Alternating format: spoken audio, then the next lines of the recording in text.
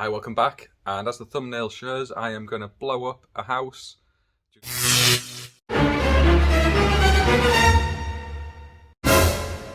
due to my electrical skills, and not in the dramatic way you might be expecting, in an actual designed way. So if you've never seen one of these before, this is called a positive input ventilation system, and I'm going to demonstrate installing one in a domestic property that's been struggling with condensation and mould. I have one of these in my own home. I'm a BPEC qualified ventilation engineer, as well as a few other bits and pieces as well that we've discussed in the last few weeks. And yeah, I'm just going to show how these go in. I'm going to run through the kit now and give you a quick... So you'll see over there I've got the stuff I need ready to go out onto site. So I always try and keep organised. Like I said, we don't leave anything in our vehicles, so I need to be organised. We've got the test gear, the hand tool bags, the power tools, and all the other bits and pieces we're going to need. Little hoover in there, face mask, because one of the things with a PIV, you have to cut quite a large hole into a ceiling, and I'm going to show you that when we get out onto site. So I'm going to actually show you this bin installed. Before we delve into the PIV, I've got some of these bits and pieces out here to quickly go through. One, as you know, I've been looking at croppers, and this is a set from Klein. Just bring you up a little bit closer. So these are the 160mm set. I'm going to give these a go out on site today, so you'll see me using them.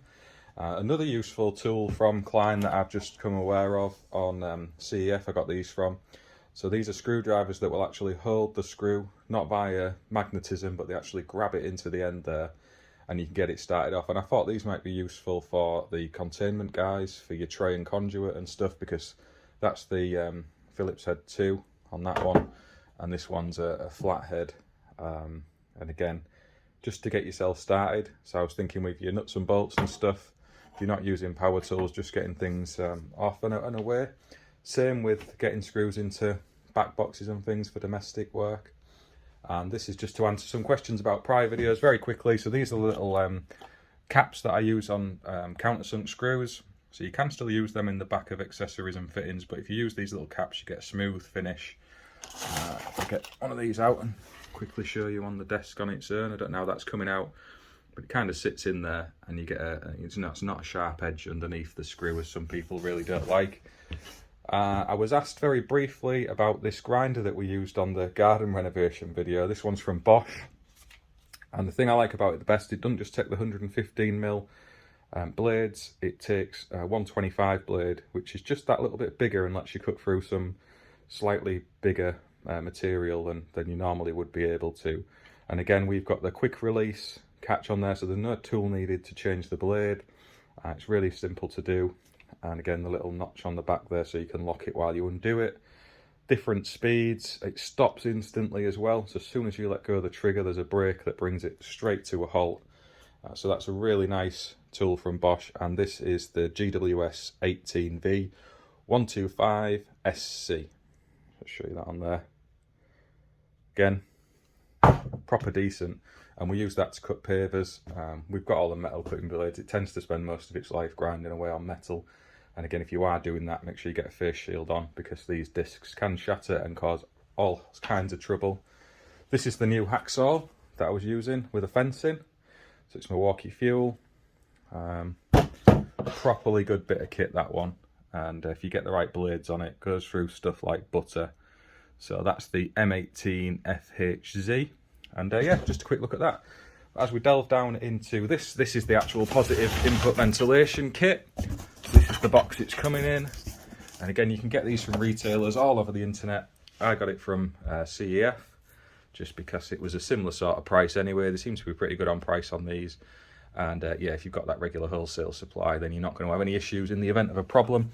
As long as you have them installed by a professional, you get a 7-year warranty on these things. And essentially, if you look inside it, I'll give it a little spin, it's just a big fan.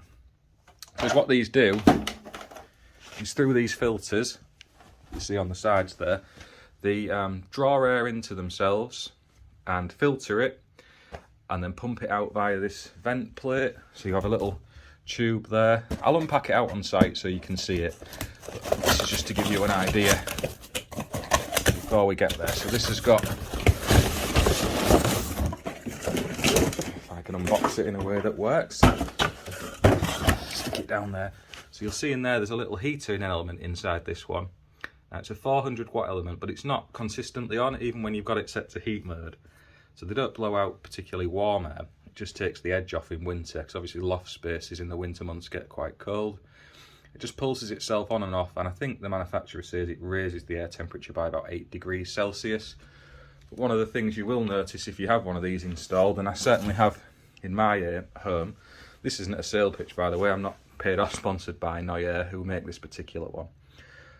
It's just something we had a problem with in our house. There's obviously 6 people living there, 4 adults now, and there's a lot of showering and steam going on, and we were having a big problem with the windows condensating, mould starting to form in the corners of windowsills and corners of rooms.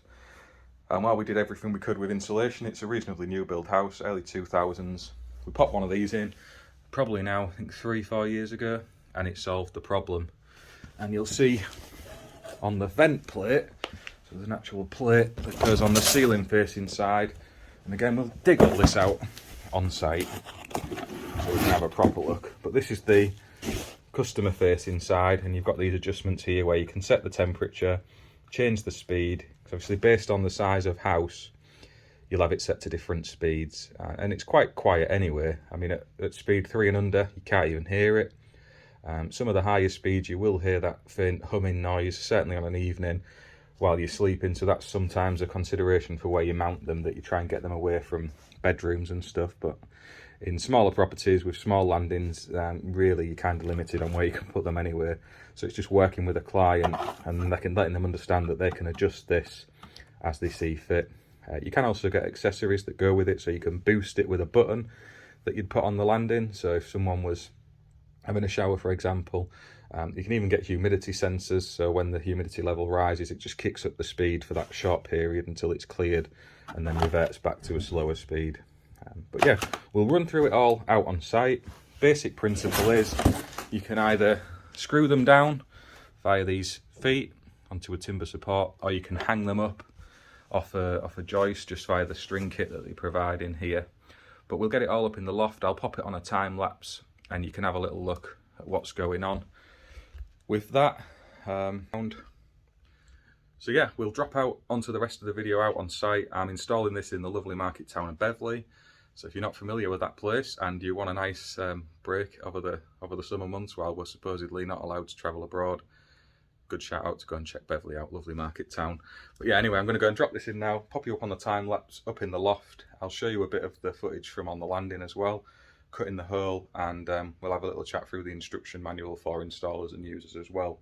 So this is a Nuaire PIV, and it's the one with the heating element. You can get them without the heating element. I think this one was around 400 and something pounds with a VAT.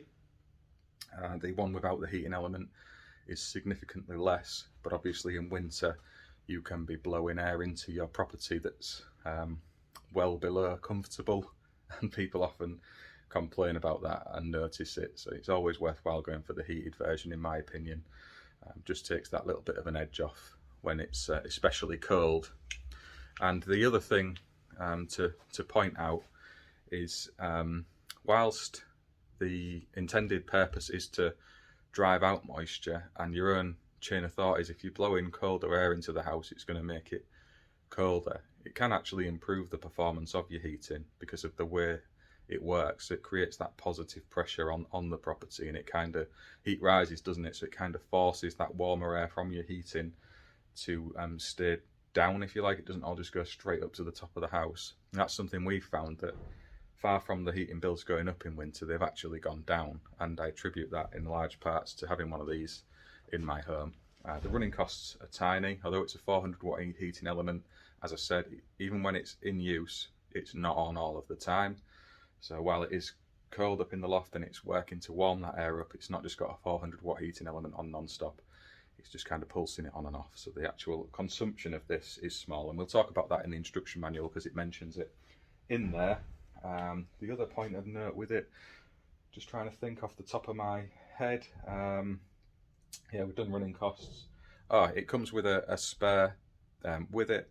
It's not a switched spare. I mean, the idea of that is if you're putting them into tenanted properties, which is where these usually end up, you don't want the users turning them off because that kind of defeats the purpose of the exercise. So they provide an unswitched spare, but it does also say in the manufacturer's instructions that you need double pole isolation for maintenance. So we always drop one of those in as well, and I'll show you that in the video as we come to install it. But yeah, let's get on with it. Let's jump out to site and we'll get cracking. Right, so here we are up in the loft. Just let me zoom out a touch as far as I can. And you'll see here we've got old lath and plaster for the ceiling surface, which always makes it interesting when you've got to cut holes in it. Spacings on these are a bit tight as well, but the PIV will fit between them. There's a template in the kit which I'll show you downstairs in a minute. And yeah, I'm just mounting this one over the loft hatch, so it's, well, not directly over it obviously, but just to the side of it, because we don't have much of a pitch in here. You know, I can't get in and work, so I'm trying to put it somewhere sensible for people to come and do maintenance on it if they ever need to. We've got some thick loft insulation here, and we've already got the supply cable up, so that's all good. We're locked off. I've got the Unilight torches out, providing some light up here. And yeah, just going to get on with it. So this is the Nuaire heating element that's sat there waiting to drop in, and I'll try and get you up on a tripod and show this all coming together later on in the video. The PIV itself is there waiting to go, and again with this you can use the anti-vibration mounting kit to screw it onto the timbers, but in most cases the recommended method of installation is to hang it on the string. It helps with the noise from the actual unit. And also you get what's called the solar gain. Don't quite know how that works myself, but they say it improves its performance. So you try and get it mounted up.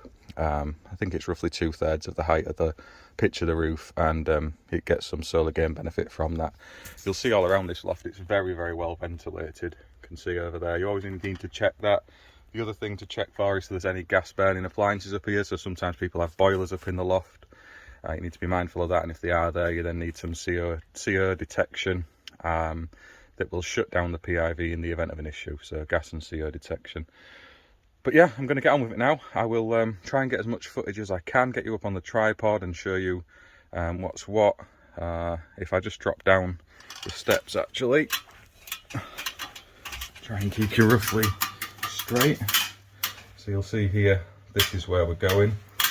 There was a smoke alarm there, but you need to mount these ideally at least 1 metre away from a smoke alarm. If you can't, they've got the air dams that can go in the faceplate to divert air away from the smoke alarm. Obviously it's to stop any potential effect of the PIV on the smoke alarm's function. So I'm going to move it, get it 1 metre away, and still on this landing. So the smoke alarm's still doing its purpose, but for my installation here I'm going to give it a shift. It was only a battery one anyway, so nothing to really adjust there. This is going to be fun though, because this has been over skimmed and it's lath and plaster, and I want to really avoid the whole ceiling coming down on me. So we'll see how I get on. This is the cardboard template for marking the hole, and again you'll see I popped a hole through the middle of there, stuck a pointy implement through the ceiling to see where it comes out, and now I can mark on this underside with high confidence that I'm putting it in the right place. So I'm going to get on with that now, get the hole cut, and then I'll pop you up in the loft when we're on with some of the electrical work. Okay, so that's the template drawn out. I'm going to get that hole cut now, see how it comes out. Hopefully plaster stays up for the rest of the ceiling. I hate it when they overskim lime and horsehair plaster, but we'll see what happens. Hopefully I don't end up wearing this ceiling. And then yeah, we'll get on with the installation and press it forward in the best way I can. So just to say that I've put this central to the ceiling, and again there is minimum or recommended distances from wall surfaces based on the speed you have the PIV set to, and I'll talk about this when we run through the instruction manual a little bit later on. But for now, there's not really a lot of choice in this because it's just a narrow landing, and is what it is at the end of the day. So let's get on with it. So as is often the way, it's always better to go slow but steady with these things, and I've got the old Milwaukee little junior hacksaw, and it does a grand job of cutting through this. I can't do it one-handed and hold the camera, but it's not taking that long, and it just avoids power tools on here. I'm conscious, like I said, of what could happen, so we're going very steady, and I'll show you when I've cut the hole out. But this is a brilliant little junior hacksaw type thing from Milwaukee if you've never used these before. It's saving my bacon here because I don't think a jab saw would be quite the right implement But yeah, I'll catch up with you in a bit. Okay, there you'll see we're in. It cut out quite nicely with that little Milwaukee saw, and the lats are still intact from the top, which I'll show you in a second. So it's all come apart pretty good. And yeah, get on with the work up in the loft now. Just going to tidy up on this landing because obviously with cutting out that there's a bit of dust and muck, so we'll get the dust sheet up off the ground and have a tidy up. Okay, so you can see I've got it all mounted here. I've put the switch fuse spare up on this joist. I'm going to label it up so people know what it is. I've got the PIV suspended, so we've got that held up. Supply cable coming in, and again I've used a twin and earth grommet in the gland before anyone starts firing that into the comments. So you can get specific twin and CPC glands that go in there, you know, the rubber boots. And you can see I've put the 3 ampere in there. Now these kits come with an unswitched spare, but they do also need within the circuit isolation of all poles by 3mm, the same instructions we all get, and I'll show you that as well when I chat through the instruction book. So I always swap it for a switched one. I know the reason why they don't want you to have a switched one. Generally it's to do with people turning it off by mistake and not realising what it's for, or deliberately turning it off in tenanted properties.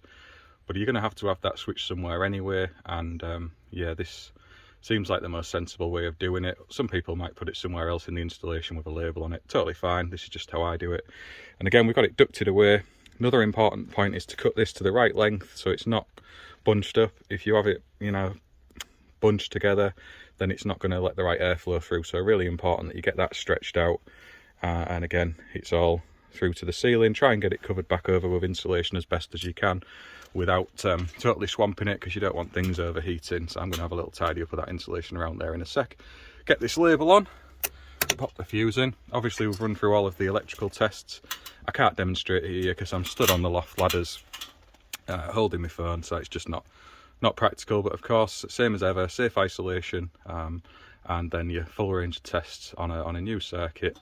And yeah, I hope that's been of interest. I'll show you once I've got it booted up and had a bit of a tidy up down on the landing, and show you it in operation. So that's a Nuaire PIV, fairly simple really, and again it is recommended to hang it via this method and try and get it 2/3 of the way up for solar gain. It's quite hard in this loft because literally it's, you know, I could probably get into it and be like have half my body out of the roof structure. It's a really queer one, so I mean it's going there because that's the only place I can reasonably expect it to get to, and I say maintenance on it trumps anything else. So this is in a place where someone can easily pop up some steps, get access to it, and work on it in a safe manner. So yeah, I'll drop down onto the landing, show you it when we've got it switched on, and we'll go from there. Okay, you see there we've got it on now and running. It's on speed 3 at the minute. I don't know if you can even hear it running. Super quiet, and yeah, it's gone pretty well, to be honest. As you saw up in the loft, we're all done. You can adjust the heat setting with that dial there, so I usually leave it set to the midpoint. It basically just takes the chill off the air up to about 15 degrees, and again you can have this up to speed 6 based on the size of the house. This is just a 2-bed, but there is an extension at the downstairs, so I popped it on speed 3. And yeah, we'll see what happens. I'm going to get this all put together, take the client through it, and we'll have a little chat in the van through the instruction book. Catch up with you in a bit. Right, so that's that one closed off and done. One thing I didn't show in the video because it was just really difficult at the top of the stairs, it's the importance of PPE when you're working in a loft space. So I've got these glasses from Klein Tools, and again, not sponsored or anything, this is just stuff that I have and use. Also, face mask is a must with all that fiberglass knocking around. You do not want to be breathing that stuff in. I'm not sure on the actual safety aspect of it. I just know that if you get it into your airways, it's really irritating and quite annoying. So PPE, I mean, I always have the gloves on and masks anyway for the coronavirus aspect, but you want to go past that with your PPE for working in a dusty loft environment, which is very ironic when you consider the size of virus particles, the dust particles, but we won't go into that, far too political. But anyway, I hope you took some value from that video. Installing Nuaire PIVs, and they're all very similar, so you can get from other manufacturers as well. The principle and process is very much the same. There's some key aspects you need to survey before you do it, and myself, I'm a BPEC approved ventilation engineer, as well as being an electrician. So I've been on other courses to ensure that my competence and knowledge is up to the required level to install these things. But there's things you need to take into consideration to do with the actual ventilation of the loft space, making sure that it is actually sealed from the habitable space below. So if you've got spotlights, the actual loft hatch itself, any extractor holes that penetrate the ceiling, that they're all very well sealed, because you don't want to be drawing moist air up from the house into the loft for the PIV to then re-inject back into the house. It just doesn't work in the way it's intended. So that's one of the things you need to survey. Another thing you need to look out for is if there's boilers in the loft space, or flues that pass through it. You might need to consider installing CO detection that will shut the PIV down in the event of an issue there. So you're always looking for such things as that. Just going to briefly run through some stuff in the instruction manual, because there might be some people considering having this installed in their homes. As I said, I've got one in my home. That's what first led me towards in offering this as a service to my customers. And typically we install maybe 10-15 a winter, so we're not going through loads of them, but we have them pop up here and there. And yeah, it always seems to be the way that kind of end of October time you start getting the odd 1 or 2 inquiries through to about this time of year now, end of March, early April, and then it drops away again as condensation and mould issues sort of decline through the warmer months of the year. Anyway, if we have a quick look in the instruction manual, it actually says here that, you know, ensure that water tanks are covered and sealed, check water pipes are lagged, because again, you're encouraging air to be drawn into the loft from outside, so it's kind of making sure all the basics are there in place. It says about your extract fans discharging to outside, not into the loft. Same reason about sealing the loft space. How many of us have found fans in the ceiling that just go straight into the loft space? So you need to make sure everything's ducted correctly. Ensure holes in your ceilings are sealed. Leakage points are found. If there's any doubt, you should advise the homeowner to sort those things out before you proceed with the installation, so don't just go banging it in. Positioning of the diffuser, as I mentioned in the video, is really important, and a key thing is with your CO and smoke alarms. They advise at least 1 meter's separation, and if you can't do it, and that particular landing I was working on was really quite tight actually, there wasn't a lot of space, they supply you with these diffusers. So these kind of lock in to the output grill and stop the air being pushed in the direction of either walls or things like smoke alarms. I mean, I would always encourage people to get that separation one way or another, and in the end I managed to do it quite easily just by moving the smoke alarm. Fortunately it was a battery one, so it didn't involve having to mess around with any of the wiring, and again I've advised the occupants to consider mains powered smoke alarms. The distance from the wall relates to the speed settings. So I mean, if you're in a larger property, your speed setting would be higher. It goes between 1 and 6. So if you're setting it to speed 6, you need to try and keep it 1 meter away from a wall. If that's not possible, again, you can use your diffusers to stop that from being an issue with the wall surface. Generally speaking, on a 2-bedroomed house, you can get away with speed 2, but I would encourage people to go up a little bit if you can, especially in the early stages of using it. And I've left that one set to speed 4. If the noise is tolerable on an evening, I'd leave it there for a good while, just while the property has circulation of air pushed through it, then drop it down to speed 2. And again, the temperature adjustment dial, you know, that's quite an important one. It's all down to user preference. We can only make the setting based on the installation in front of us, so you've got to train the users how to use it and make the adjustments they want. One thing I will say as well about the diffuser, don't go nuts cutting out the ceiling, even if it's plasterboard, because it is quite a large hole, and we've had it before where it can crack the plaster. So if you go with a circular hole saw and then just kind of notch in for where the PCB board lives, you know, that vibration through the ceiling can cause you a problem. So it's always better, I think, to cut those by hand those shapes. And if it's plasterboard, a jab saw works a treat. Just make sure you're putting a bit of support underneath the hole while you're cutting. If you're like me and you find the latten plaster, it's an absolute nightmare. As we all know, cutting anything into those things is a risky business. So slow and gentle is the method I would use, and kind of score your line first. You know, it's pointless scoring too deep, because who knows how deep that lime and horsehair finish is stuck up. onto the lats, but if it's been over skimmed, definitely give it a score, because it can peel and pop and all sorts. That was a pretty sound skim. I was quite relieved as I started cutting into it. It didn't pop and crack in any way. I think the plasterers has made a pretty tidy job of that one, so it helped me out. But that Milwaukee hacksaw was fantastic. Usually lats are quite dried out, so as long as you've got a fine-toothed saw, you can pass through them quite easily. Just involves a bit of patience, slow and steady. Much easier than having to replaster a ceiling because you've ballsed it up.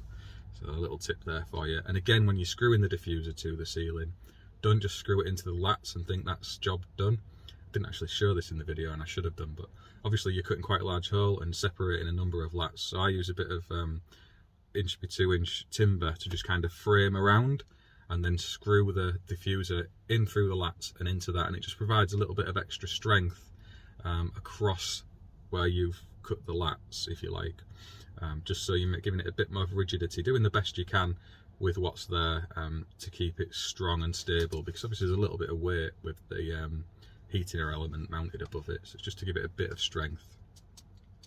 And yeah, that's that one. What's it say about the heater? Oh yeah, so again with your duct that must go over the screws on the actual PIV, so you can ensure that access is only by use of a tool, because there are some live parts inside there, so it's always advisable to do that. Whilst the DC voltage, aside from the heating element, you know, it's always good practice to try and make sure access with the use of a tool, even though it's within a duct finish and a grill. I always just do that just for peace of mind, and it does reference it in the instruction manual as well. If we move on, you can hang them from a joist as I did. That's the preferred method of the manufacturer. If you are going to mount it onto timbers, and sometimes you might do that because it's a loft space that's used by the homeowner, so if they're regularly up and down there and it's kind of a semi-converted room, you know, it's a tricky one anyway, because it's not really going to work in the intended way. But sometimes people ask you to install them in that manner, and in that case you want to be putting it out of the way, mounting it on some joists, get it nice and secure. Even in some loft spaces where there might be a boiler up there for access and stuff, it's always worthwhile not leaving it in somebody's way where they're going to be bumping into it. So you need the anti-vibration kits if you're going to do that, because otherwise they sit on the joists and they can cause a noise irritant to occupants. So look out for the anti-vibration kit if you're considering mounting it on a joist. Really easy to just mount it up with the pull cord, you know, it works a treat. The thing I mentioned in the video about the Fuse spare, they supply one with just a spare and no switch, but if you actually reference the instructions right at the beginning, it says about having all poles isolation 3mm, as it always does. And you could put that down with a consumer unit, I suppose, so it's out the way, but I think, you know, it's more inclined, especially when they're under the stairs with people's coats and boots, that it might be getting knocked and fiddled with there than it is up in the loft with a PIV itself. So that's where I put them, and a Fuse spare with a switch on, and it's labelled up so people know what it is. You know, you can also lock the PIV, so if you're putting it into rented property and you don't want people interfering with the speed and stuff, you can lock them. To me, I don't think that's a good thing to do, because, you know, occupants need to be in control of their environment. Whether it's going to cause an issue with mould and condensation or not, I don't think it's fair to be locking things that they have to live with. So I would never advise a landlord to go down that route, but the option is there. And again, it says how it uses 1.6 watts to 15.3 watts, so the really low energy consumption. It does vary on the heater setting of the element, obviously. It's a 400 watt element, but it doesn't continuously output 400 watts in the way an immersion tank element will work. It's quite clever. It pulses itself on and off really quickly to try and keep that consumption down. It's just taking the chill off the air. It's not injecting warm air into the property. And yeah, you can also, as I said, wire in CO alert. Sam will be laughing if he's watching this. Carbon monoxide detection and smoke detection that will shut it down if you want. You can get those things with it. You can have hallway controls if you want, so if you want to boost it, or you can have a humidity stat sensor that does it automatically as well, where it'll boost it up for you. There's all sorts of other accessories you can get for these things. And yeah, also the other thing that people often ask is, once it gets warm in the summer, they don't want it blowing really hot air into the house. So there's different modes you can put it into. The standard one, and I'll read it here: loft temperatures below 19 degrees Celsius, the unit operates normally. At loft temperatures above 18 but less than 24, the unit will switch to intelligent heat recovery mode, whatever that means. And at loft temperatures above 23 Celsius, the unit will switch itself automatically to standby until the temperature drops back down. So a really key bit of information there, that when it is boiling hot in a loft in summer, and as electricians, tradesmen will know, those spaces get really, really warm, it shuts itself down, because the last thing you want to be doing is piling that hot air into a building. So yeah, that's kind of run through the instructions there. If anyone's got any questions, drop them in the comments. I said I was going to mention about these because I've been using them. So I've been running through some croppers, as you've seen on my other videos, and these ones are from Klein, and you can really tell the difference actually. So I got these from CEF. I'll drop a link into the description so you can go off and look at them. They weren't that expensive, to be honest, but compared to some of the cheapo Amazon croppers I've shown, these are absolutely light years ahead of that. I need to use them more long term to see if they stand up to some everyday use, but very, very impressed. If they had VDE handles, they would be my new favourites. But as I've said before, I always like to use VDE tools where I can, so I'm still going to continue largely with my Weir ones. But as a little experiment, I'm going to go off and use these. And if Klein can get some VDE handles on stuff like this, you have a winning product there for me that would replace my croppers certainly. So yeah, I think that's it. This video is actually been recorded and released on the same day, so it's Thursday, April the 1st, and everyone's about to go on their Easter holidays and stuff. So I'm going to mention Apprentice 121 before I go. And I've had a number of emails and messages pour through this week from apprentices who found work. It's really fantastic. I shared some of it on my Instagram. To get messages like that is a huge privilege to me. It absolutely makes my day to see that someone's got work from something I've been involved with. And equally, I put some messages out trying to find employers, and the response this week has been fantastic.